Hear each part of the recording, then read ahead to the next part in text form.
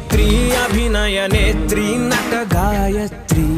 మనసారా నిన్ను కీర్తించి పులకించినది ఈ జనధాత్రి నిండుగా ఉందిలే దుర్గ దీవెనం ఉందిలే జన్మకో దైవ కారణం నువ్వుగా వెలిగే ప్రతిభాగుణం ఆ నటరాజుకు స్త్రీ రూపం కళకే అంకితం నీ కణకణం వెండి తెరకెన్నడో ఉందిలే రుణం పేరుతో పాటుగా అమ్మనే పదం నీకే దొరికిన సౌభాగ్యం మహానటి